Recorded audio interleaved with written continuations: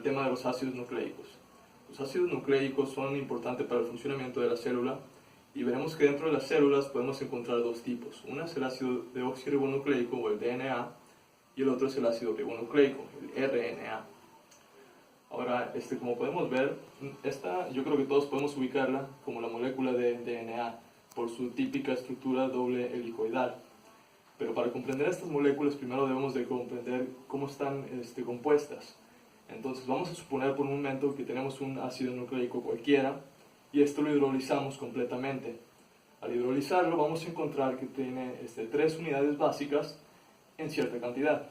Y estas van a ser un ácido fosfórico, una pentosa y las bases nitrogenadas.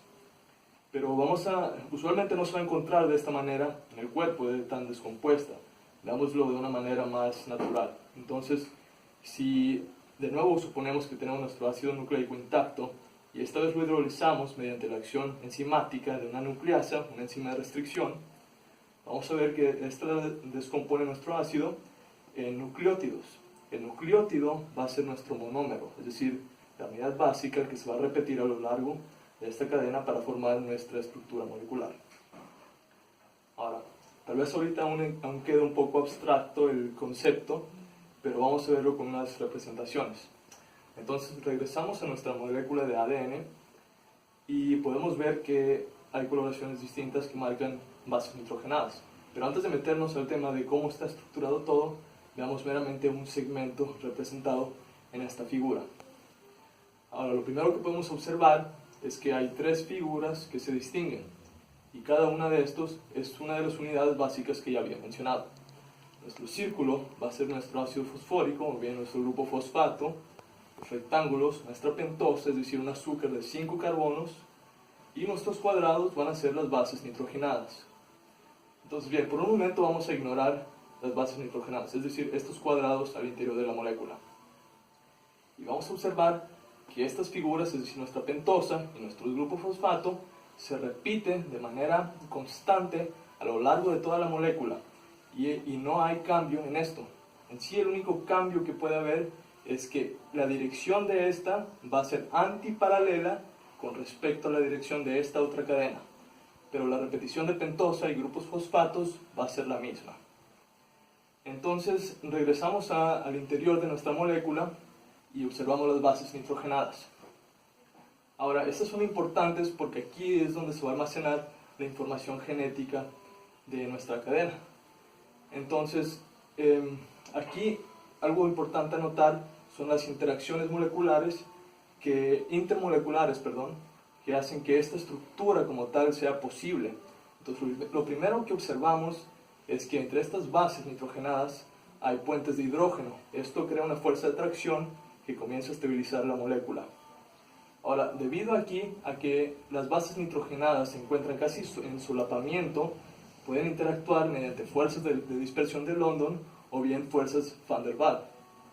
Todas estas fuerzas intermoleculares van a ayudar a estabilizar la molécula, van a crear atracción entre ella y van a ayudar a interactuar con el medio. Ahora, estas moléculas, estas bases, van a estar hacia el interior de la molécula porque son no polares, es decir, actúan mediante un efecto hidrofóbico.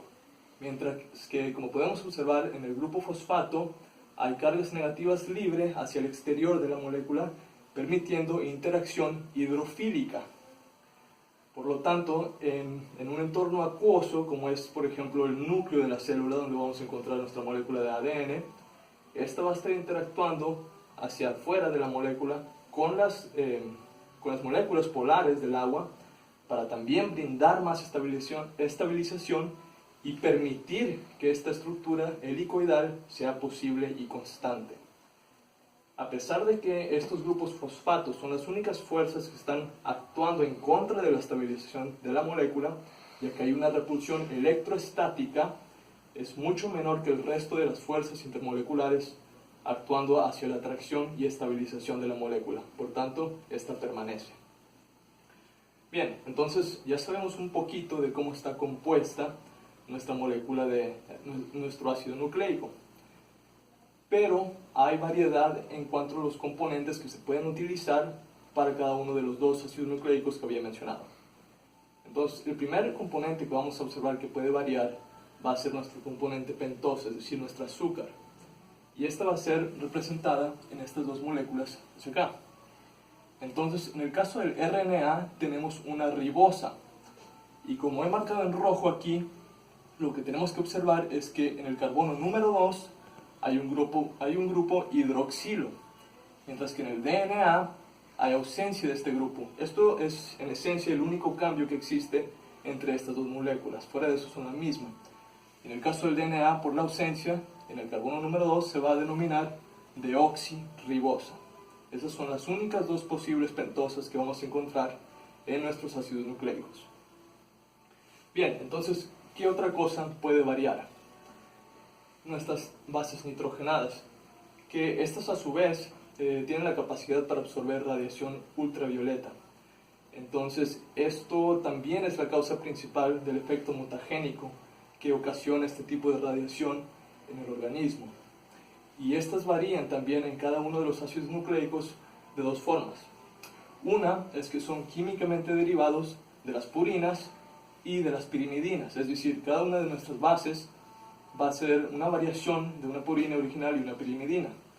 En el caso de nuestras purinas, vamos a tener la adenina y una guanina. Y en nuestras pirimidinas vamos a tener una citosina, una timina y un uracil. Ahora, ¿qué es lo importante a notar de todo esto? Bien, que nuestra adenina, guanina, citosina y timina van a ser encontradas solamente en el DNA, mientras que en el RNA esta timina va a ser sustituida por un uracil. Es el único cambio. Y la repetición, es decir, la organización de estas bases nitrogenadas a lo largo de nuestra molécula va a determinar el código genético del organismo que tratamos. Ahora, otra cosa que olvidé mencionar que también ayuda a estabilizar nuestra molécula es que estos enlaces fosfodiéster, y es fosfo porque estamos hablando de que nuestro grupo fosfato está interactuando con las pentosas a sus lados mediante dos enlaces éster, va a permitir que nuestra molécula sea menos susceptible a hidrólisis, de manera que bloquea los ataques nucleofílicos. Entonces esto también es de gran ayuda para nuestra molécula de ADN, así como lo es el hecho de que hay una ausencia del grupo hidroxilo en nuestra deoxirribosa, que también reduce el riesgo de hidrólisis. Ahora bien, hemos visto cómo varían nuestros componentes y la composición básica de nuestro ácido nucleico. Y entonces vamos a ver un esquema un poquito más detallado de esto, y lo vamos a ver en esta esquina. Entonces aquí vamos a observar que tenemos una base cualquiera, en este caso una adenina. Nuestra pentosa, en este caso, como podemos ver, hay un grupo hidroxilo, por tanto es una ribosa, el carbono número 2, y en este caso tiene nuestro grupo fosfato. Entonces ya había mencionado que la unión de estas tres unidades básicas siempre nos va a dar un nucleótido. Sin embargo, no siempre es el caso que están unidas estos tres componentes. En ocasiones pueden estar meramente la base y la ribosa. En este caso se llama un nucleósido. Ahora, estos también tienen nomenclatura propia. Si encontramos que nuestra base, cualquiera de las que he mencionado previamente, se encuentra meramente adherida a una pentosa, vamos a tener en este caso que tenemos una base adenina con una ribosa, se va a denominar adenosina. Sin embargo, si agregamos el grupo fosfato, y ahora es un nucleótido, tenemos adenosin monofosfato.